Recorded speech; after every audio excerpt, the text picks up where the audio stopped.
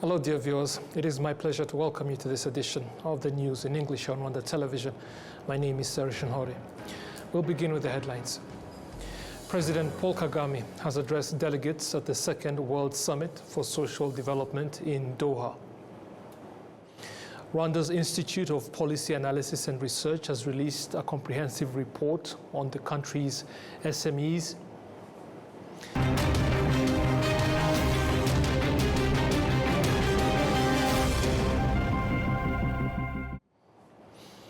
Now straight to the details. His Excellency the President of the Republic, Paul Kagame, has emphasized that placing citizens at the center of national strategies has been a fundamental pillar in improving the well-being of all Rwandans. He delivered his message on Tuesday during the opening of the Second World Summit for Social Development taking place in Doha, Qatar. Adam Squizera with the details. The summit brought together various heads of state and government. In his address, President Paul Kagame highlighted that while progress has been made globally in reducing extreme poverty, challenges related to exclusion still persist. He therefore urged countries to take the lead in eliminating such barriers. 30 years since Copenhagen, significant progress has been made. We have seen successful efforts to reduce extreme poverty and expand access to education, healthcare, and social protection. However, inequalities still persist, especially between regions, with millions of people still struggling to make ends meet. These challenges are not new, but our governance systems have not evolved fast enough to solve them. President Kagame also outlined some of the approaches Rwanda has adopted to drive transformative development, including improving citizens' welfare, ensuring their participation, and promoting accountability, so that every decision taken contributes directly to improving people's lives. Social development is a continuous journey that requires adaptability. Right now, the priority is to keep the pendulum swinging in the right direction and build on what has already been achieved. Success will depend on many factors, but the most important is keeping human capital development at the center. For development to be sustained, it cannot be outsourced. This approach has guided Rwanda's transformation. Social protection, community participation, and accountability are firmly embedded in how we govern. Every policy decision by our institutions is concerned with the advancing quality of life. The head of state further stressed the importance of fostering cooperation between nations and their development partners, noting that such collaboration must be results-oriented and inclusive. Global cooperation is not balanced. We must move away from outdated practices that exclude majority of the world. For multilateral engagement to be effective, they will need to be tailored to delivering universal, measurable, and timely results, not promises. Lastly, everything cannot be a priority. The world is changing rapidly. We should expect more challenges in the near future and prepare to prevent and manage them. Here, global financial institutions must be more fit for purpose and provide the fiscal space to pivot and grow. If we are serious about social development, then Our solutions must serve the needs of all countries, not just a few. Rwanda stands ready to work with all our partners to build a more inclusive and resilient future. President Kagame also met with His Highness Sheikh Tamim bin Hamad Al Thani, the Emir of Qatar, on the sidelines of the Second World Summit for Social Development. Their discussions focused on the excellent relations between Rwanda and the state of Qatar and the multiple areas of fruitful bilateral collaboration. Now, a report from a study conducted by the National Council for Science and Technology on Innovation in Rwanda for the years of 2022 to 2024 shows that 47.8% of employees involved in innovation-related activities have a level of education that is secondary, technical and vocational, that is TVET, or below.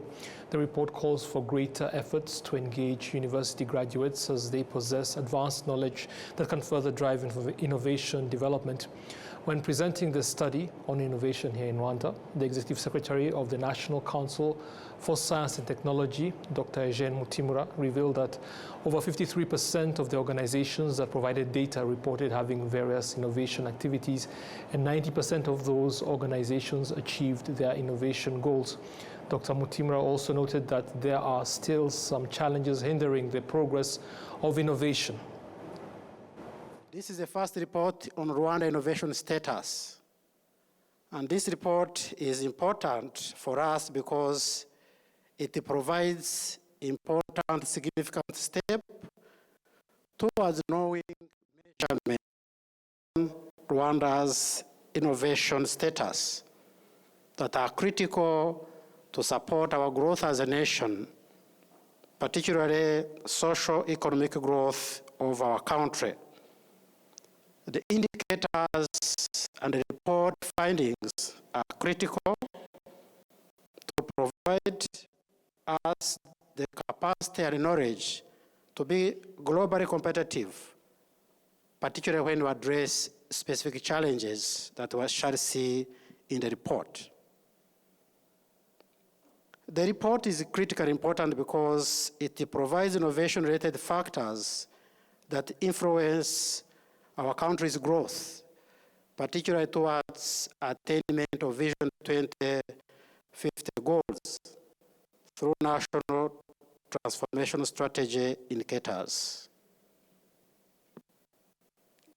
Distinguished ladies and gentlemen, the Global Innovation Index for Rwanda's ranking in the 5 years has been fluctuating. It has been marked by high innovation inputs, such as relevant policies, various research and development performing institutions, such as centers of excellence at various universities and research institutions. However, we know the shortcoming of a Global Innovation Index has been relatively immature innovation outputs. This report provides a better measurement and understanding of how we can leapfrog into the next goals of attaining our digital era currently and in the future. We will continuously measure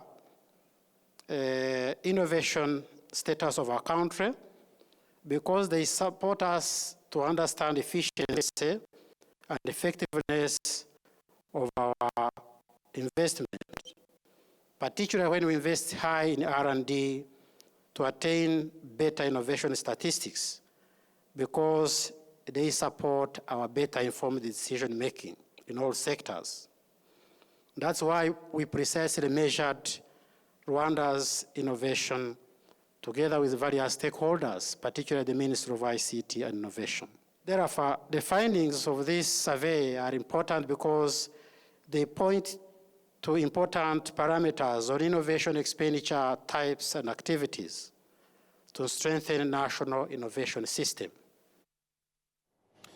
Now, as you just saw in those images after the presentation of the study, awards were given to 5 individuals with innovation projects utilizing artificial intelligence and the Internet of Things in the industrial sector through a joint initiative between NCST Rwanda and NCST Malawi. Rwanda's Minister of Education, Joseph Nsengimana, reaffirmed his ministry will continue to closely work with the National Council for Science and Technology and other partners to promote research and innovation. Innovation Survey 2022-2027 offers encouraging findings. Over half of the Rwanda's institutions report being innovation active, and we observe strong innovation activity across government agencies and higher education institutions. The growing presence of technology transfer offices, incubation hubs, and increased focus on green innovation illustrates Rwanda's expanding capacity to apply science and research to societal needs. However, as we've seen, the report also highlights areas requiring further attention. Overall, investment in innovation remains low, with enterprises dedicating less than 1% of their annual turnover to innovation activities. Most innovation are service-related and domestically focused, and human capacity gaps persist, with nearly half of innovation workers holding only secondary or TVET qualification. These findings call for a deeper collaboration between academia, industry, and government to bridge research and commercialization and to internationalize Rwanda's innovation output. Scientifically and strategically, this report is a vital policy instrument. It is the first comprehensive national innovation survey covering the period of 2022-2024, providing a baseline for tracking Rwanda's innovation performance over time. It employs internationally recognized indicators consistent with the OECD Oslo Manual to enable comparability with global innovation systems. It generates evidence for policy formulation, helping Rwanda align science, technology, and innovation policies with Vision 2050 and National Strategy for Transformation, NST2. Its analytical insight will inform investment priorities, institutional incentives, and human capital development for sustainable, comprehensive, and regional global markets. Distinguished ladies and gentlemen, the Ministry of Education remains committed to working closely with NCST and other national stakeholders to strengthen institutional capacity for innovation, promote STEM and research excellence, and advocate for increased public and private investment in R&D. These actions are fundamental to raising productivity, driving job creation, and accelerating Rwanda's transformation to knowledge-based economy. This report reinforces the objectives of Rwanda National Science, Technology, and Innovation Policy, which emphasizes innovation-led growth, technology diffusion, and the translation of research into socio-economic impact. It also aligns with our national agenda to integrate innovation across education, industry, and government as enablers of sustainable development. In line of these priorities, we continue to advance strategic initiatives to strengthen Rwanda's innovation ecosystem through the development of centers of excellences, researchers and development institutes, and technology and business incubation centers that will enable innovation and commercialization at scale. As we conclude this launch, I wish to commend the NCST and its national and international partners for a dedication and technical rigor in producing this important report. Your work demonstrates how systemic data collection and analysis can inform better policy and resource allocation. The study is the first of its kind conducted on innovation here in Rwanda. It involved participation from various sectors across the country, including government institutions, private entities, higher learning institutions, and universities, as well as non-profit organizations. Now, as we noted in the headlines, the Institute of Policy Analysis and Research has presented a study showing that 36% of small and medium enterprises face difficulties in accessing loans from financial institutions, while 38% find it relatively easy. The study was conducted in 7 districts across the 4 provinces of the country, as well as the city of Kigali. And Nora Gladys Benimana with more. The lack of startup capital for emerging small and medium enterprises causes 70% of them to collapse before reaching 2 years of operation. The Ministry of Trade and Industry reports that over 53,000 businesses closed between 2023 and 2024 due to a lack of capital. One of the young entrepreneurs affected by this challenge is Pacific Rukundo, who says that turning an idea into a viable project is not easy because of financial constraints. It's a challenge shared by many others. As a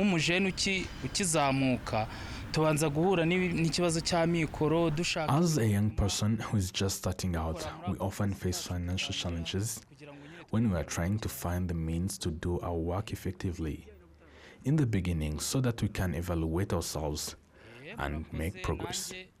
For example, the reason I came here is that there is work I'm capable of doing.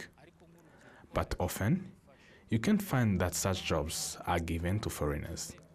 And there are still this misconception that Rwandans are not capable yet. We truly are. And we can do it successfully. Being a very young company, we're almost 2 years old, right? And there's a barrier when it comes to accessing financing as a small company because banks require a lot of collateral, which most startups do not have. We are indeed a startup. And this locks us out of these funding opportunities. So you find that a lot of startups, ours included, we rely heavily on generating our own revenues. Findings from the IPAR study show that small and medium enterprises make up 90% of all companies in Rwanda and provide employment to more than 2.5 million people. The executive director of the Institute of Policy Analysis and Research, Eugenia Kayitesi, stated that financial constraints are among the major challenges highlighted by the study. Mainly after the functioning of them, they really don't have enough skills. That's the main one.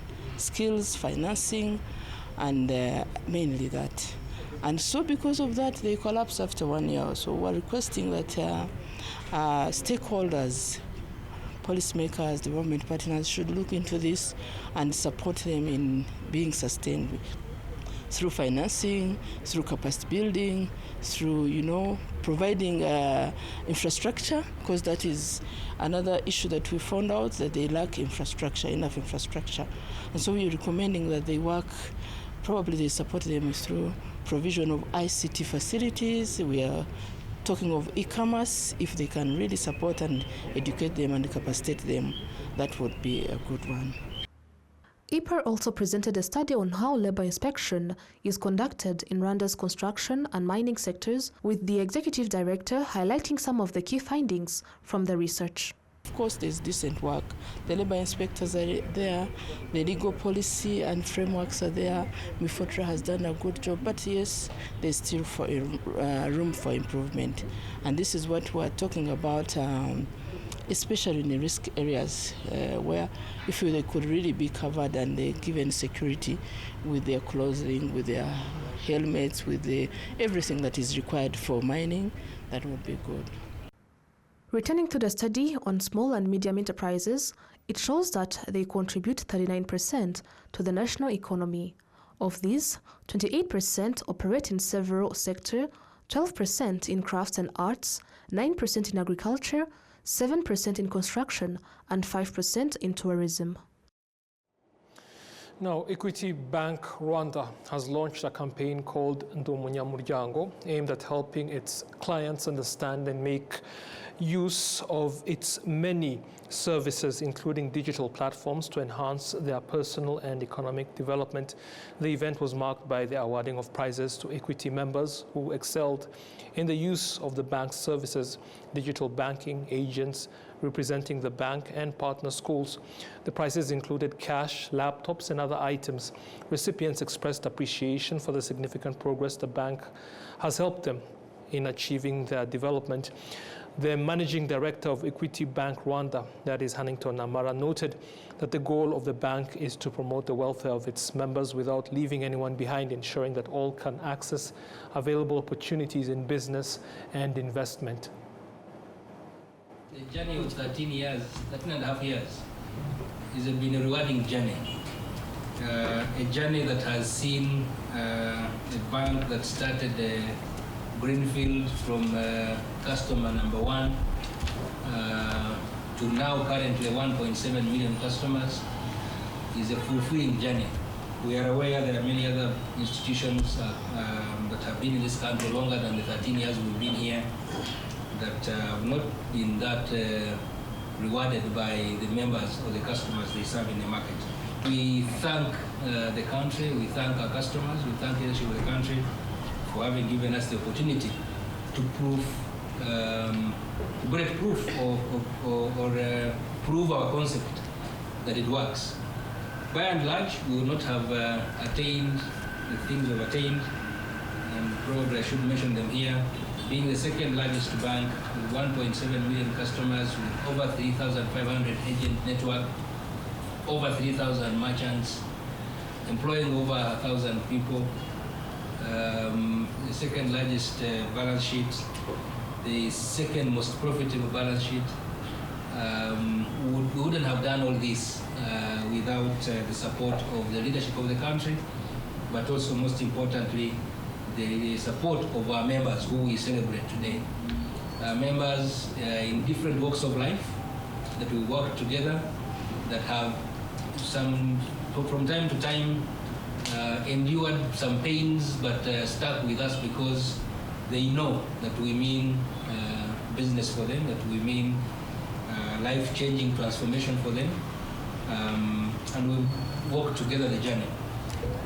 We look back, as we look back, we see that the journey has been very fulfilling, but also that gives us impetus to think of what we can do going forward. The fact that we did the smaller achievements we posted so far, they're not actually small, they're humble. The humble achievements proves to us that given time, we can only multiply 10 times what we've done in 13 years. We are now of age, we are now of, we have the ability, we have come of age, we know what to do, we can no longer make mistakes, we are wiser, we know we can get places. But we will not achieve that without the support of our members, and we would want to appeal to our members to continue supporting us and pledge our support too, that we will do everything possible together, as we promised, that membership, being a member is not just a name, it means actual transformation, that we work together, and God willing, whatever has been achieved can be multiplied 10 times, and we have no doubt we can get there. We have, of the 37 branches, only 18 are in Kigali, the rest are up-country. Of the agent network that we have, the 3,500, about 70% of it is up-country. If you go to any small village anywhere in the corners of this country, you'll find an agent of Equity, proving to us that penetration to the masses, to our members, because we know our target is those members who want to transform their lives. They are deep down in the village. Some of them may be in town concentrations, but a lot of our services are centralized in the villages. And that's where most people need our services. We'll do whatever needs to be done to ensure that we, first of all, educate them about using technology. To date, over 80% of our transactions are done online. People don't have to travel from the comforts of their home to go find a branch, to go find a bank. They can still do transactions online on their mobile phones. That proves to us that if we continue to do that and we extend from the 1.7 million customers today to maybe 5 million, we will have covered almost everybody. Today, the account holders in the country are about 6 to 7 million people. So our desire is to take it to 5 million people in the next 5 years, and we begin to then become relevant. We are designing a platform for banking, the banking services, that will be a lifestyle platform. Whatever walk of life you're in, you will be able to do your transactions online. Those who don't have access to internet can use the feature phones. Those who have access to internet, increasingly the government of Rwanda is increasing the penetration of smartphones. That will make our journey easier and quicker so that we can get everybody to help to do self-service, paying for goods and services, being paid, transacting, sending money different places. But we are also working on that platform to ensure that we create a marketplace for all your goods and services.